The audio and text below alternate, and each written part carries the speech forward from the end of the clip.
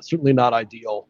And I think probably the overarching storyline that a lot of Browns fans were interested coming into the day was more who's going to be quarterback number 3.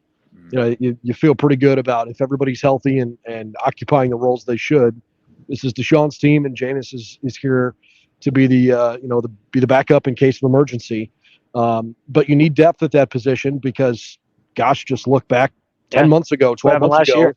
I mean, it's exactly the reason why you have to be ready no matter where you are in the depth chart. And I don't want to overplay the battle for backup to the backup, but there's something to be said for those are the kinds of things in preseason football that get decided. And at times I actually felt like maybe Tyler Huntley was a little bit better than DTR just watching the game. But as things progressed by the end of the game, I think most people would probably tell you that DTR ended up having a better night. Now, I don't know, you make a decision only on today, but in that vein, I think DTR played better. Yeah, I think that's probably fair, and I wrote about that actually over at Cleveland Browns on SI. My sort of instant reaction as the game ended was the battle between those two.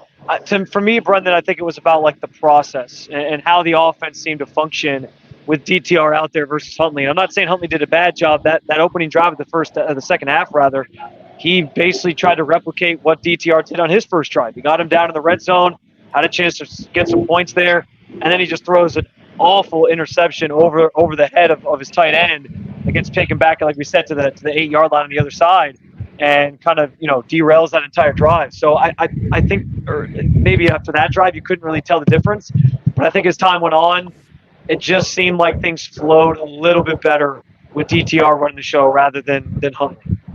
Yeah, and I would add too, both of them had spurts of really good. Like when Huntley started the second half, big chunk play to start the half, get him down into the red area, and you're driving, you're off to a really good start in that second half, and then that dagger of an interception, which, like you said, Spence, nobody to blame but the quarterback. That's just a terribly inaccurate throw. And then on the flip side, I thought Dorian, great, you come out, you have a great long drive. I thought he was awesome, showed some poise. That fourth down throw to Jamari Thrash, where he fit it right in a window, and Thrash had a nice tough catch. I thought that was awesome. You lead a touchdown drive, and then you come back, and they were kind of just sputtering that whole first half. And really sucks in these scenarios when you only have a half and your last play was an interception, that if he was just 5 inches more out in front of the guy, that's a catch, and you're in the red area driving on a 90-yard 2-minute drill. Instead, he misses a little bit on the back, it bounces up in the air, and it's picked off. Just one of those unfortunate ones that, unfortunately, he can't wash for another week. What are you going to do?